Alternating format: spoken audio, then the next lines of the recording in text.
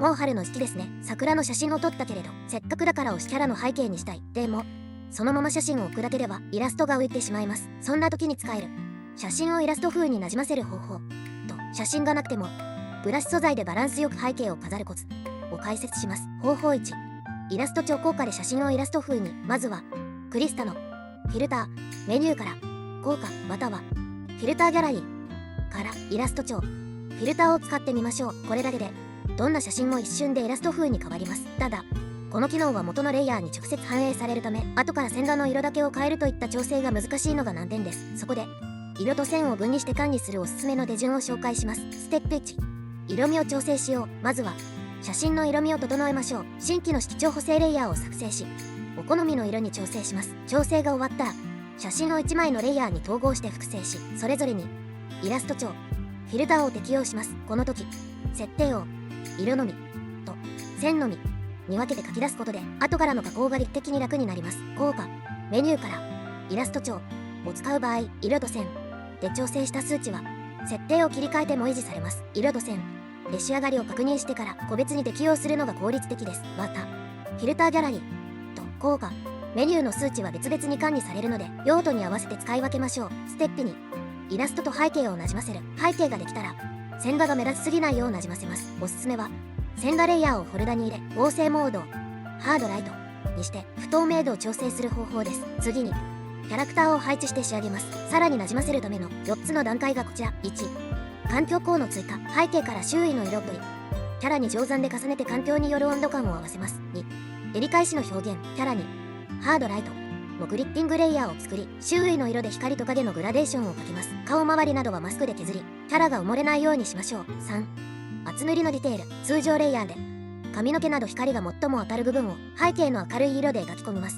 4、落ち影の追加。キャラによって地面や壁に発生する影を定山レイヤーなどで追加して奥行きを出します。背景をイラスト調にするだけで合成感が効いて一気に作品の完成度が上がりますよ。方法2、ブラシ素材で背景を飾ろう。外に出られないから写真がないという人にはアセットのブラシ素材がおすすめです。ただし適当に散らすだけでは失敗しがち。綺麗に飾る3つのコツを紹介します。コツ1、3つの構図パターンで配置する。背景が主役のキャラを邪魔しないよう次の配置を試してみてください。キャラを挟んで斜めに流れを作る。対角線の配置、遠近感を意識して配置する。奥行きの配置、キャラを円状に囲み視線を中央に集める。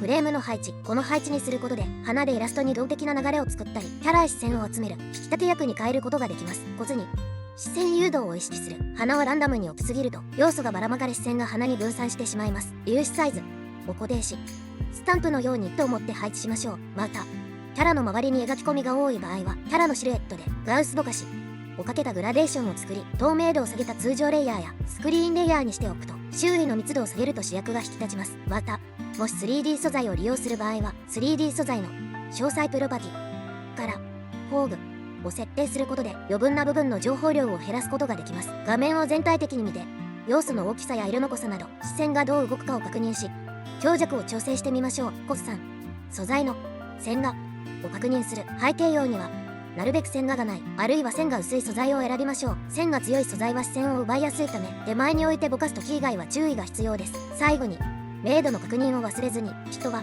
明度差が激しい場所に目が向きます。背景が華やかすぎてキャラが埋まっていないか、画面をグレースケールにしてキャラと背景のバランスを確認することを徹底しましょう。明度だけ確認したい時の手っ取り早い方法は1、最上レイヤーとして新規レイヤーからベタ塗りで真っ白なレイヤーを準備。2、合成モードカラーに変更。たったのこれだけ。明度を意識できるようになるのは上達早道なのでぜひ活用しましょう。以上となりますがいかがでしょうか。素敵なお花の季節が来るのでぜひこの Tips を活用して華やかな絵を描いてみてください。あなたのお絵描きの悩みをコメントで共有してくれると嬉しいです。チャンネル登録もお待ちしています。それではまた次の動画で会いましょう。